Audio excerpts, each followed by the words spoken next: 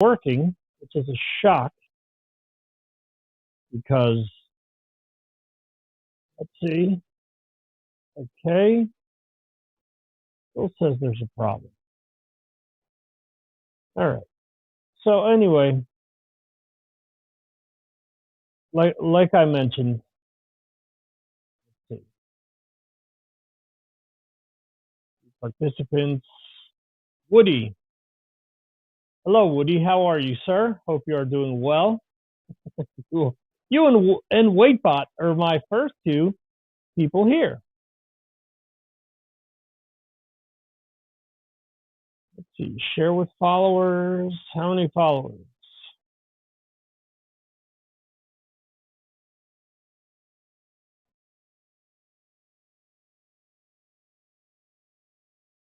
Oh, look at that. Got some new people here.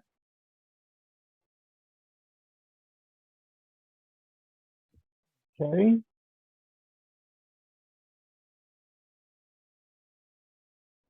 All right. Let me invite these three. Let's see what happens. But this will be a work in progress. Nonetheless, just in case if this is if this is going out onto YouTube, which I hope it is. See, I see that Mr. Chris Vaglio has joined us. Welcome, sir.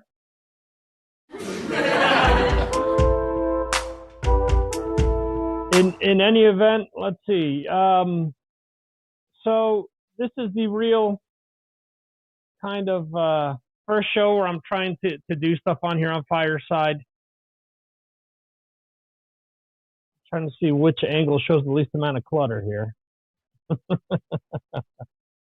But anyway, yeah, I guess no matter where you look, but whatever. We'll fix that in the future. I don't have something cool set up like Mr. Vaglio does for his shows. He's a pro at this by now. I'm still a Padawan in learning.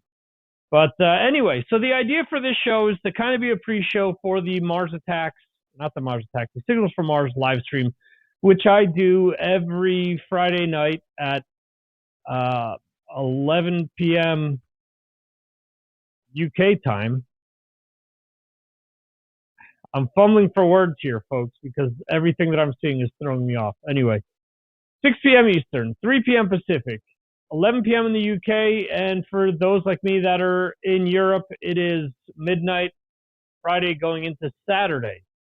Tonight's guest will be from Return to Earth, Ron Scalzo and Chris Penny. Chris Penny is known for his work in Dillinger Escape Plan, and he is known for also being part of Coheed and Cambrio. Funny story enough, he grew up the town next over from me. And like things have happened over the years here as a podcaster, I get to meet people online who actually probably lived like a few minutes away. So that's what's going to happen with Chris Penny today. It should be cool. I haven't spoken to Ron Scalzo since 2000 and it was a year after Hurricane Sandy. I believe it was 2013, maybe. I looked it up earlier. See the questions that I have set up for him. But yeah, I guess it was around 2010 when the band released their last album under the Return to Earth name, which is the Automata album, which came out on Metal Blade. They just released an EP, which is called Big Ideas. So Ron sent that to me a few weeks back. And he also sent me their album Oblivion, which is dropping in January. Let me tell you, if you've heard anything from Return to Earth before, this is beyond anything that they've done before. It is a mix of like Nine Inch Nails, Gary Newman, Code Orange. The drumming is just insane. A lot of weird time signatures with Chris's playing. Brett is ridiculous on guitar, and Ron, his voice, it just has so much emotion. It goes from angst to despair to just different things to really get these songs across. So it's a really awesome album. It's called Oblivion, and it drops at the end of January. So this may be the first news of it. I don't know. I'm not sure if they want to talk about this tonight or not, but see, there you go. Fireside exclusive. Today over on MarsAttacksRadio.com, I did release the new releases, which I do a column every week. And today we had a bunch of new releases. It was funny because last night I had my column done. It was ready to go. And then I said, oh, let me check some more sources. And of course, all these bands that are above my pay grade were releasing albums today, like Jerry Cantrell, like Mastodon. And then you have my original headliner in the piece, which was Lucifer, band out of Sweden, who released Lucifer 4 today. But we had new albums from Black Veil Brides, John 5, Joe Bonamassa, Whitechapel, Billy Liebling of Pentagram fame. It's Billy Liebling and Dave Sherman, Basement Chronicles. Bad Wolves released their album today. Beast in Black, David Reese, Running Wild, Ad Infinitum. Probably pronouncing that wrong, sorry. Balakor, probably pronouncing that wrong too. When the Deadbolt Breaks, I think I spelt that wrong. Witness, band out of New York. Sunless, Molly Bairn, it's actually a reissue, shouldn't be in the new releases. 2:30, Order, Split Heaven, Volcandra, The Secret Revealed, Contrition, Delore, Anti-Ritual, Burning the Oppressor, Sammy Burrell, American Teeth, Let's and Stots, EPs, Attack, Ex Mortis, and Dance on the Tables, reissues from Pink Floyd. Oh, thank you, Alexa. Chiming in, you should read. Sorry.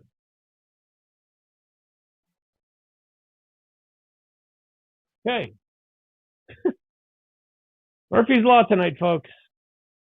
Pink Floyd, Whitesnake, Typo Negative, The Mars Volta, Molly Bairn, which I mentioned before, live albums from Hollywood Superstars, Motorhead with Everything Louder Forever, Overkill with the Atlantic Years box set, and Emerson, Lake and Palmer, Out of This World Live.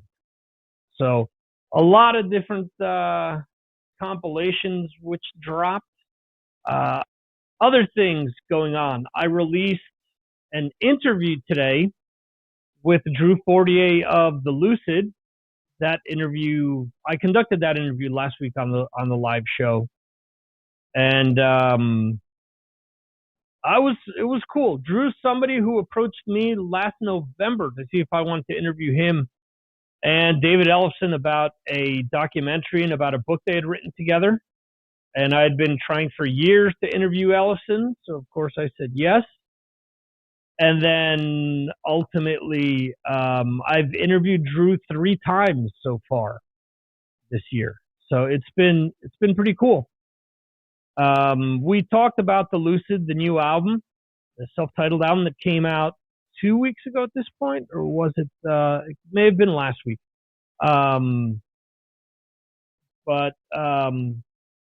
Yes, 2 weeks ago, the 15th.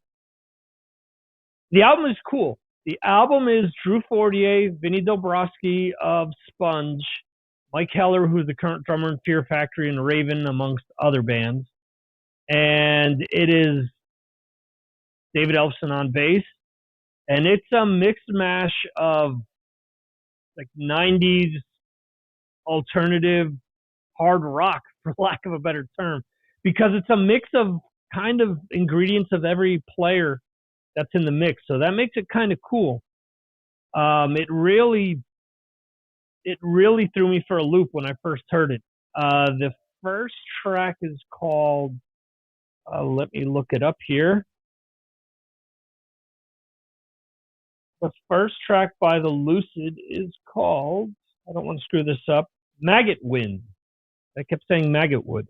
Maggot Wind. There are points in time where Vinny sounds like Ray Gillen of Badlands. There's points in time where he sounds like himself, or he sounds like Scott Weiland or stuff like that. So it's a real cool mix of stuff. I think it's something that if listened to with an open mind, a lot of people will enjoy. And yeah, I asked questions about Ellefson, about that whole ordeal. I asked questions about the movie that he and Ellefson did called Dwellers. It's a found footage horror film, and it's won quite a few awards on the convention scene. And they're actually in Parsippany, New Jersey, at the Hilton there. I used to work behind that at the Chiller Theater. And I believe maybe tonight and this weekend that they're there. So it's, I don't know. If I was still there, I'd definitely go see them. But definitely an album to check out. Last week I featured Armored Saint's new album, Symbol of Salvation Live. And usually when bands do full albums live or they re-record and stuff, I'm not a fan. But this, man, really gave me, like, it made me feel like a kid again. Like when I heard Alive and Alive 2 for the first time, or UFO Strangers in the Night, or MSG's Live at Budokan, or Cheap Tricks at Budokan. Like, there's so much energy to it. And I got to see the screener first. So just watching it, and it's all in black and white, I had goosebumps a lot of the time because I was sitting there, wow, this is so good. This is such a good album, because you make these playlists and sometimes you omit a song here or there because they aren't some of your favorites, and then you start to listen to the album, the live version, and you're like, in my case, I'm like, wow, I forgot this song was on here. Holy cow, this one too? Wow. So it was really cool. It's a really cool album. I would really recommend you picking it up. I got it twice. I got it on vinyl and I got the DVD CD combination. Let's see. So outside of that, let's see. We talked about Drew. We talked about the new releases. Earlier this week, I released another interview with Samuel Nyman of the band Manimal. That album comes out in December. Holy hell, is that album good. For people that love Priest, for people that love, their main influences are Priest, Queensryche, stuff like that, and they're criticized for not being original. Stuff entertains me. Sounds cool. That's all that matters to me. Stuff doesn't always have to be, Led Zeppelin for the first time. You get what I'm saying? It sounds really, really neat. So that chat with Samuel just went up on the RSS as well today.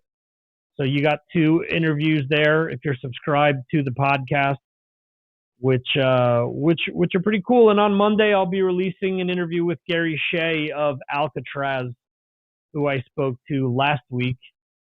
Adventures in construction, or on home construction, because in the middle of the interview, he had to go to his garage because they were ripping up his floor. Second interview in a garage in less than a week because Samuel Nyman was in the garage as well up in Sweden. But that was cool. Other things going on. I recently released an episode of kind of the rebirth of the Mars Attacks radio show. I did that with Anchor up on Spotify. I deliberated about it for a while. The thing is, I really miss playing music, so it's the only way that I can legally play music in shows. If you're a subscriber to Spotify, if you're a free subscriber, you get 30-second sound clips. If you subscribe to the premium, if you have a premium account with Spotify, you get the full songs. Because of that, the licensing doesn't carry over to like Apple or Google or anywhere else. I tried and I was waiting for it to be approved, and I didn't understand why. And then I reached out the technical departments of all of those platforms, and it was hot potato. So finally, somebody at Spotify said, "Look, the licensing is only good here." I said, "Oh, okay, I get it." And it was funny. The response was like, "Oh, we appreciate you understanding." It's like, "Oh, people don't understand that part, huh?" So anyway, so that's there. Episode 1 is up. Episode 2 will be up shortly. Episode 2, I went to my patrons and they suggested songs. So what I did was I had my patrons suggest songs that have been released this month or relatively recently that came to mind and would like to have featured during the episode. So we had a bunch of different people reach out to me. They submitted songs, and that will be submitted to them probably tomorrow. I wanted to do it today, but just too much going on. So that will be out shortly. That's another perk of being one of my patrons. Patreon is available for little as $2 a month, and with that, you get my exclusive Victor M. Ruiz podcast. You get you get a lot of video content. From that video content, you can select songs which ultimately appear on the Patreon playlist, which is up on Spotify and Apple Music, and that's curated by my patrons. The patrons also get to ask questions before anyone else. If I see them in the chat before, or if I see them in the live shows, I go to them before I go to anyone else. And if they're not going to be available, I ask them to submit questions before, depending on where you want to go with Patreon. There's other perks involved as well, but for $2 you get that. Oh, and you get the album of the week unboxing video as well. So there you go. Ray, I want to welcome you to the show. Hope you're doing great. And let's see, that pretty much is it for what is going on in the Mars Attacks, Signals from Mars universe. Oh, no, one more thing. Trivia Tuesday on Twitch started this past week.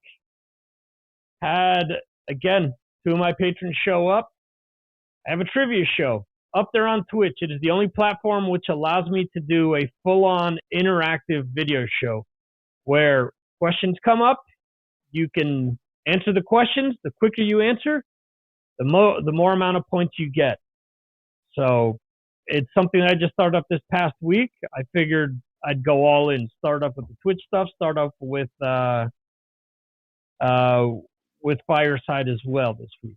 But anyway, let's see. Now we come to the interactive portion of the show. Does anyone want to come up on stage and talk about maybe any new music that they're checking out, any releases that they've listened to recently that they're really into? Okay. Mr. Vaglio, how are you, sir? What's up? How are you, my friend?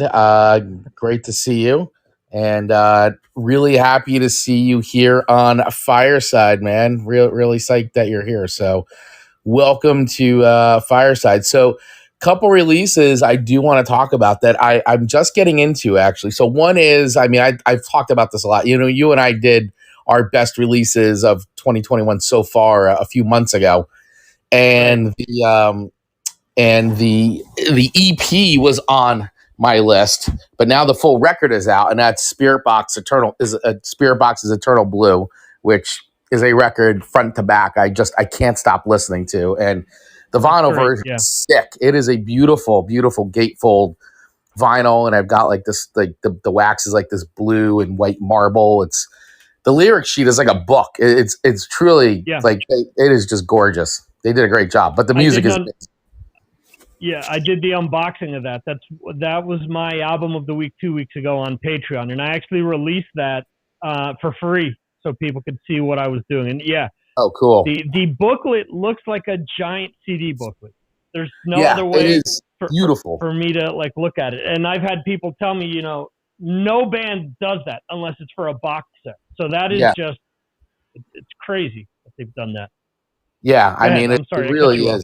No, it's just, it is beautiful, man. I really like it. And so, and another band I just kind of got into, honestly, I was never really into these guys. I thought they were a little too much of like a scene band. So I sort of, they've kind of been off my radar until just recently. But Ice Nine Kills just came out with that. I guess a couple weeks back, they came out with the Silver Scream Part 2. And I just, you know, these guys have just been off my radar, but I've been listening to that record and I'm really digging it. It's fun. And the music is great. You know, I love some of the guest appearances they have. It's a cool record. It's really grown on me very fast. So that one's good, which now is make me checking out Silver Scream 1, which is also pretty cool too. But yeah, those are cool. And then for really heavy stuff, the new Knock Loose EP is fantastic. I just saw them Monday night with Gojira in Strasbourg, and that EP just absolutely crushes. I mean, they have gone like pretty much full deathcore at this point, and it's just ridiculous breakdowns, but musically they've grown too. So I urge everybody to check that out if you're really into heavy stuff like deathcore. That stuff's great. So anyway, those are my 3 quick releases I wanted to talk about. I don't want to bogart the show. No, that's cool. Where did you say you saw the show? Because I know I saw your brother posted. Oh yeah, we were together. We were at the Sherman Theater in Strasbourg. Oh, okay. Yeah, and Alien Weaponry opened up, but we only were able to catch like the last 2 songs of them. So now we're touching on all the albums of the week that I did. That was this week's album of the week actually for Patreon, and that was Curacao Blue was what the vinyl was labeled as, but it's kind of like a transparent with kind of like a blue marble type thing. But the really cool thing is that it came with a back patch. So that's the first vinyl that I've ever purchased that came with a back patch. That's awesome. That's cool. Go ahead. No, I was going to say, that's really cool. I got to check that out. So the new Alien Weaponry record comes with a back patch. It depends what variation you get of it. See, this is my love-hate relationship with Napalm Records. Napalm Records does some really cool stuff when it comes to some of these releases. Like that release is cool. I got the Sumo Psycho earlier this year, which was really cool as well. That came with a bunch of like additional things. But then, for example, there's another band. I think we've talked about Infected Rain before. They're a band out of Moldavia. They're with lead singers Lena Scissorhands is her name. But the vinyl looks really cool. And I went to go order it from their website, and it says $26.99 on the website. Okay, so I go to order it, and in the shopping cart it says it gives you the total, and then it says $26.99 plus tax plus shipping. And I went back and forth with them, and I'm like, this just doesn't look right. I'm like, you're charging me the tax twice, because in Europe the tax has to be included in the end price minus the shipping. So I went back and forth with them, and I just finally gave up. But I want to get the vinyl. It's just frustrating. Shipping has gone up a ton, and I mean, from the States it just went up. I think it was October 1st when the USPS upped the shipping costs. T-shirts now cost more to ship than than the actual T-shirt cost. I wanted to get this limited edition Armored Saint T-shirt, and it was like $100 for the T-shirt. The T-shirt and the cassette with shipping, and it cost like 50 in the States. And it was just ridiculous. So Yeah, it's gone up big time. I mean, I just ordered a record. I think from I'm trying to remember. It may have been Napalm Records, and the shipping was like $10, and that was domestic. I'd take $10. They're charging over here, just to give you an idea, Germany to Spain, which is like a 10 to 15 hour trip depending on where you're going. So down in North Carolina, let's say, South Carolina, so something like that. They're charging 20, sometimes up to 30 for an album. So it's ridiculous. But anyway, I guess, I've had a few releases show up late and asked why, and I was told, well, you have streaming. I'm like, well, not exactly the best thing. If you're selling the product, that's not the answer you should be giving, because that's taking money away from your pocket. But whatever. Yeah, and then I was, they had merch there. I mean, they all had merch there, and it wasn't so bad. I mean, shirts Right. are now like $35-$40, which, Yeah. and I get it because, the venue takes their bit, but Right. but they didn't have any records or any music there. They weren't selling Alien Weaponry. Knock Loose had the CD version of the EP. Mm-hmm. But I want to get the vinyl. But if you order the vinyl now, it's not even shipping till January, February, because it's so backed up with all vinyl Right. manufacturers are so backed up. And Right. Gojira had some stuff, but they didn't have any vinyl there either. It was mostly all merch. So anyway, but yeah, the vinyl stuff is different. The vinyl itself, a few months back over the summer, I got to interview Todd Severn. He's the owner of Ripple Music. And one of my followers on Patreon actually said to me, that, oh, you need to ask, because he actually writes for several economic magazines. And he said, I've heard that the reason that vinyl is backed up was because of the barge that got stuck in the Suez Canal a few months ago. And I asked Todd, because obviously the owner of a label whose the majority of their business comes from vinyl sales, I figured would be the right person to ask about these kind of things. And he said, straight up, he said, yes. He goes, a lot of the material that gets recycled and then used to make vinyl comes from that area of the world, comes from the Middle East. So couple that with the fact that there were only 8 factories in the world that could mass produce vinyl. One of them burnt down, I think it was in 2020, and it cost too much to build another one, because if not, we would have seen Sony or one of these companies build their own factory like they used to have back in the day. But between the fact that the pandemic happened, everything is backed up. I alluded to the singer of Manimal, who I interviewed earlier this week. And he said during that interview that they had a choice.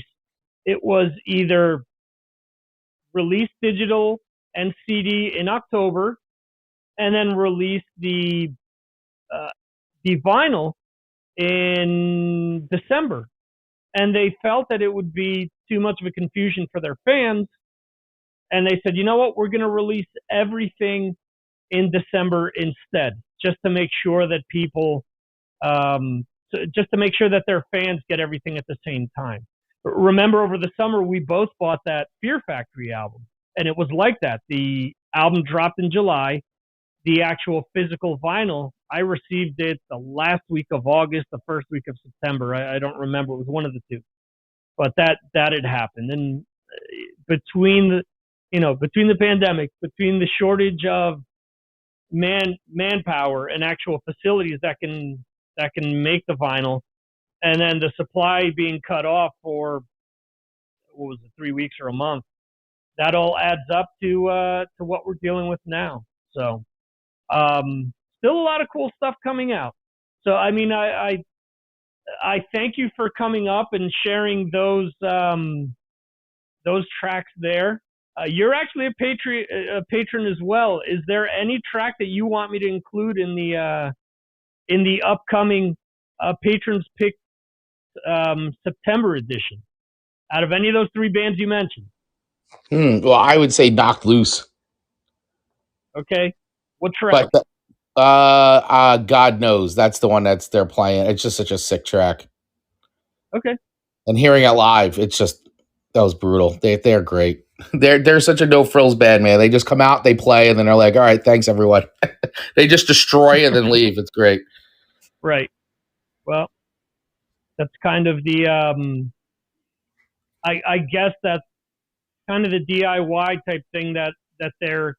It's kind of the scene that they're part of. I mean, you look at bands like let's say the Chariot or stuff like that are kind of bridging that metalcore, hardcore, and you said even that they're gearing more towards deathcore now.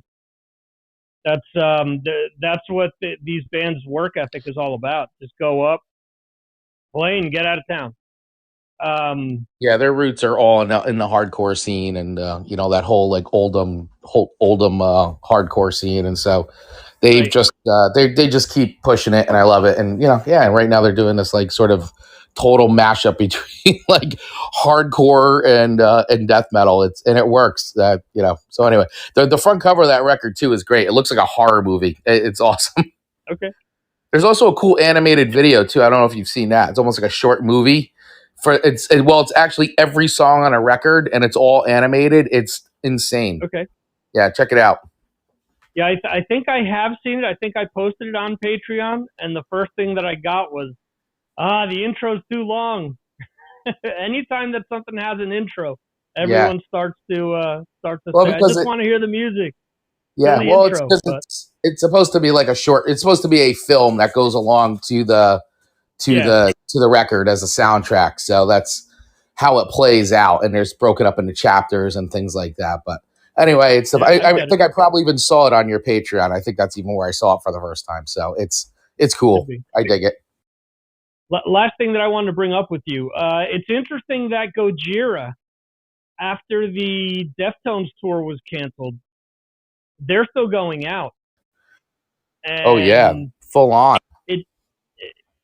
Yeah, and this is something that I talked to Mark Striegel about when that tour was canceled, actually, because I saw that Gojira scheduled dates a few days later.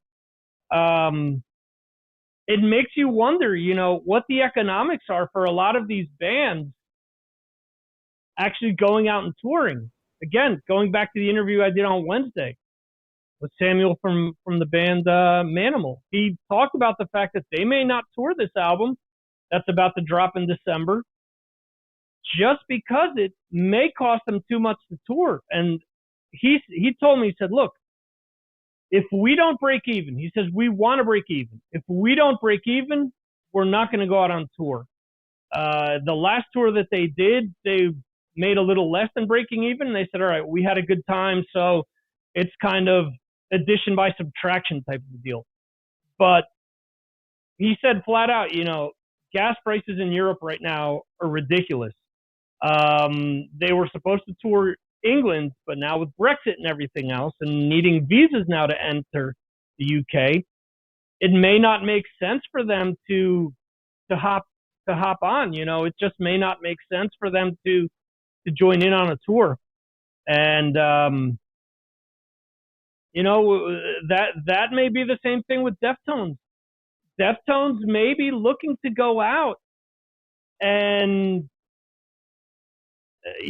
make an X amount of money, and because the tickets weren't selling, maybe that's why they canceled the tour. I think that a lot of bands are doing that, kind of because of COVID, maybe they're not going out. And others maybe because they're just not seeing advanced ticket sales going like they want to. So I don't know. We'll see. We'll see in the coming months. Next year is supposed to be big, but I I know that there are bands that are going all the way into late 2022 that have tours mapped out that still aren't saying anything because of that. Armored Saint mentioned that they have something big at the end of next year, but that they're not going to announce it yet, and it could be because of that, because they want to make sure that the sales are going to be good. But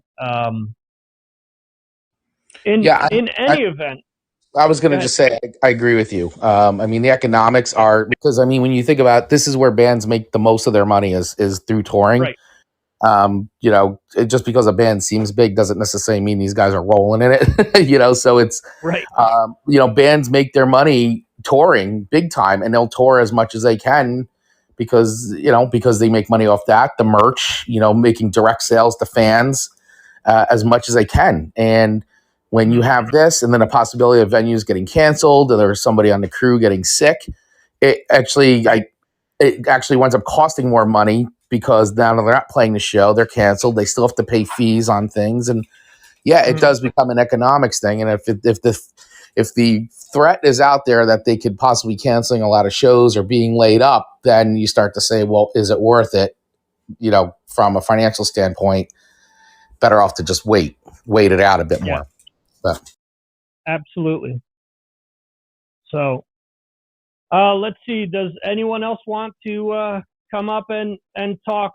I'm going to be ending the show like 10 minutes before the top of the hour, which is when I have to jump on over to the live show. Which, if you guys want to chat with Ron Scalzo or Chris Penny of Return to Earth, that's going to go down on. Well, you can find links to that on MarsAttacksRadio.com. If you go to the subscribe tab at the top, there are links to where you can follow that and chime in and ask your questions on YouTube, Facebook, Twitch, and Twitter. The idea is to start doing that type of thing here. If I get enough followers, I've already reached out to a few different artists, and it's kind of a Field of Dreams thing. They said, build it and we will come. So if I get enough people following me on here, I will definitely start to reach out to bring artists in here to interview them live, like we're doing here. So does anyone else? We've got 10 minutes before the end of the show. Anyone else want to come up and talk about recent releases that they've been checking out, that they've been enjoying? Recent hard rock and metal releases, or punk, or anything rock related, I'll go for it. They did bring up the new Joe Bonamassa album, which is, most people would say blues. He kind of does skirt, kind of like Stevie Ray Vaughan did the lines there, the rock lines. And yeah, so I do want to thank the other people that are here. I want to thank John, who I've checked out some of his shows late at night live. I've had them on, and I try to listen to the replays because they come on at, I believe it's like 3 a.m. my time. So a lot of times I'm trying to fall asleep, I can't. I'll turn the show on, and then there are topics that are too interesting. So instead of falling asleep, instead of having a warming, soothing voice to help me fall asleep, it's, oh crap, this subject is too interesting for me to fall asleep. So it does the opposite. So I'm up listening to the show. Also want to thank, I hope I'm pronouncing this right. It's Mikhail, who's in there. Woody, who dropped out and came back. I know Fallon was in here. I saw Stephanie in here before. This show is going out on YouTube, and it's going out on Facebook as well. If there's anyone commenting there, I can't see your stuff here. I can't see any of those comments. Hopefully that will happen sometime in the future. When I do switch over to the live show at the top of the hour, anyone who is on any of those platforms, I will be able to see all that stuff because it does stream out on 14 different platforms.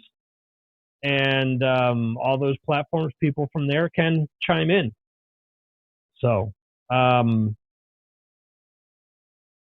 let's see. We have no other takers, looks like. guess not. It is streaming out on Facebook, though. By the way, I just checked for you. Yeah, when I did my my test last week. Not that this is any better, because I didn't realize that you guys are going to see all this and all the clutter back here. See, you've got a nice tight setup where people can only see, see what you want them to see. But That's correct. this is kind of the what's that? I said I worked the frame. Yeah. Well, I didn't realize that this was that this is what it was going to look like.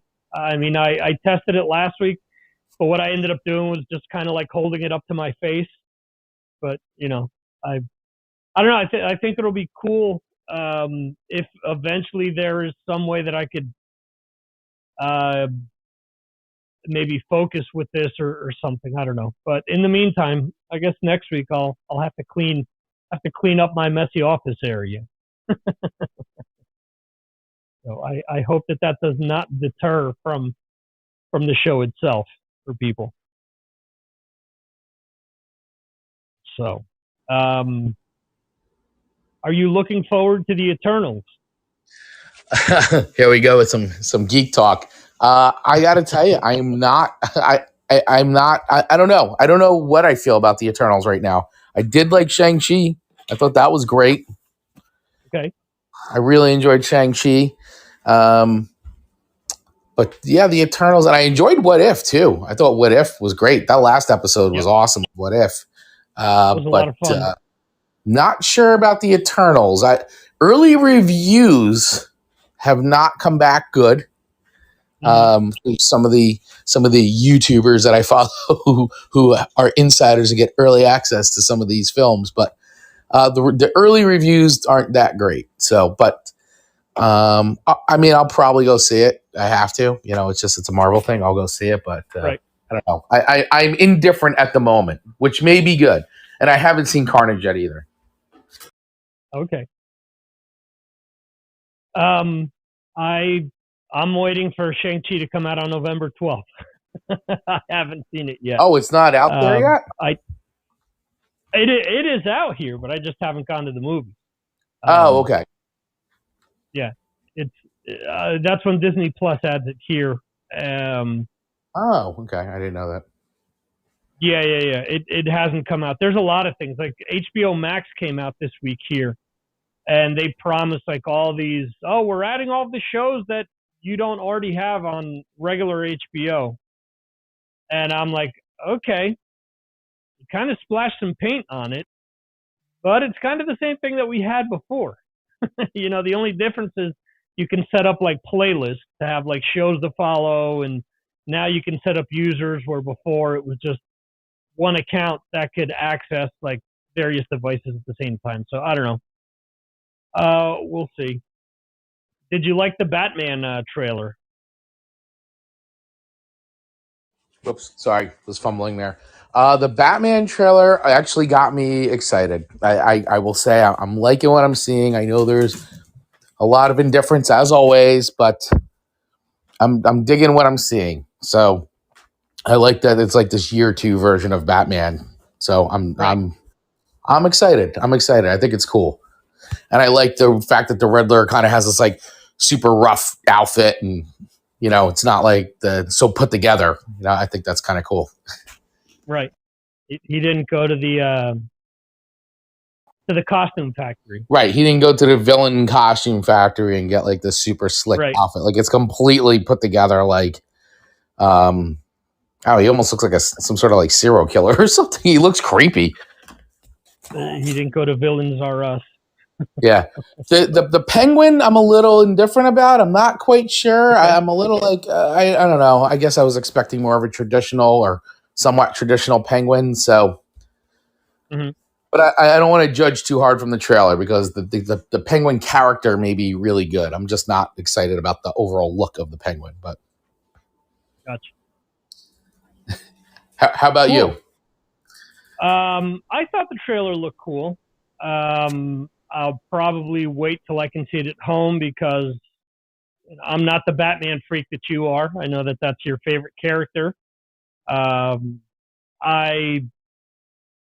are some Batman movies that I love, and there are others that I think fall well short of the mark. I'll wait to see what the response is. I'm hoping that we don't ultimately get. Do you bleed? Do you The good old bleed? "Do you bleed"? Do you bleed? Don't get it. Don't get us going on that. That Yeah. you're gonna need a 2 hour show for that. This may single handedly get us to start doing Galaxy of Geeks again. This show. So yeah, there you go. So, in any event, some geek talk, some hard rock, some metal talk. Hopefully, you guys have enjoyed this first kind of pilot run here of the show. It should only get better as we fine tune things, as we realize that as we realize how to work things. So, anyway, I want to thank you, Chris, for being the biggest supporter of Fireside and trying to get me on here. And I do want to thank everyone that's checked out today's show. I also want to thank the Fireside team, which has been nothing but great so far with any questions or different suggestions that I've thrown their way. It's just been nothing but awesome. If you guys don't follow what I do, the easiest place to do so is to go to MarsAttacksRadio.com. That's kind of the one-stop shopping place for everything regarding what I do with my podcast, with my radio shows, and with my live streams. You can also find out about different people that I'm interviewing. And as I mentioned before, Return to Earth's Chris Penny and Ron Scalzo in a few minutes. Again, go to MarsAttacksRadio.com to find out where you can check that out. And we are wrapping things up right now. Let's see, there's Chris got kicked off here. You got kicked off there for a second. Yeah. I don't know. I think I may have. I think that was me. I think I did something accidentally. Okay. No problem. Anyway, thank you, sir, for coming up on stage and chiming in. Thanks to everyone who's dropped by. And we'll be back next Friday at 5 p.m. Eastern, 2 p.m. 2 p.m. on the West Coast.